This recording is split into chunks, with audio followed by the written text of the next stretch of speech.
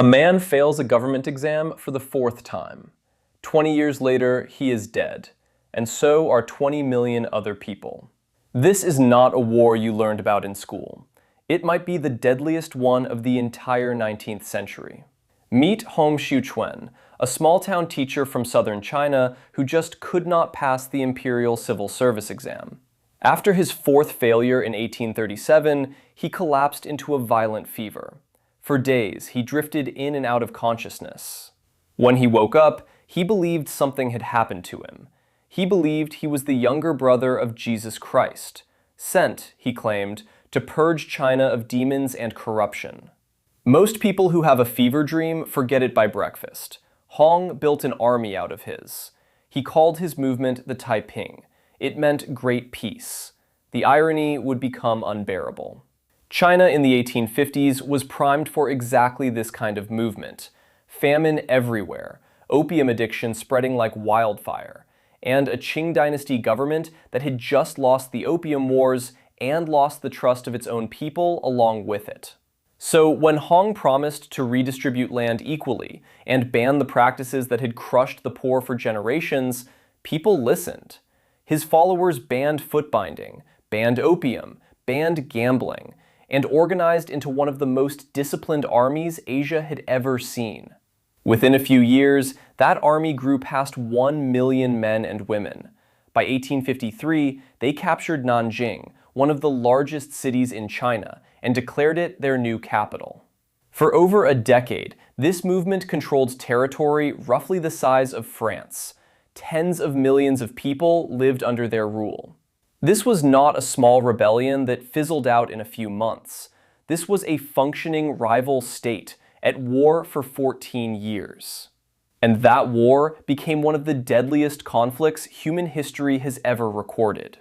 Historians estimate the death toll between 20 and 30 million people. Some estimates run even higher. For comparison, World War I killed around 17 million people across 4 years, with machine guns and poison gas. The Taiping Rebellion killed more people in roughly the same span of years using swords, spears, and starvation instead. Entire regions of China were emptied out, not evacuated, emptied. Famine followed both armies wherever they marched, since neither side reliably fed the civilians trapped between them. Cities were placed under siege for months at a time. When the walls finally fell, what followed was rarely mercy. The Qing government finally crushed the rebellion in 1864, with help from foreign-trained mercenary forces defending trade interests in Shanghai. Hong Xiuquan never saw the final defeat. He died weeks before Nanjing fell, officially from illness, though some accounts suggest something darker, as the city starved around him. His teenage son was captured shortly after and executed within weeks. So here is the real question. Why has almost nobody outside China ever heard about a war this massive? Part of it is geography.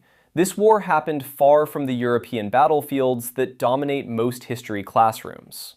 Part of it is timing. The same century already had the Crimean War, the American Civil War, and the unification of 2 European nations, all of which received far more Western documentation, far more war correspondence, and far more attention at the time. And part of it is China's own 20th century. Revolutions, invasions, and civil wars that came after simply overshadowed what came before. 20 to 30 million people, a conflict deadlier than nearly every war fought in the century that produced it, started by one man who failed a test, had a fever dream, and decided he was the brother of God.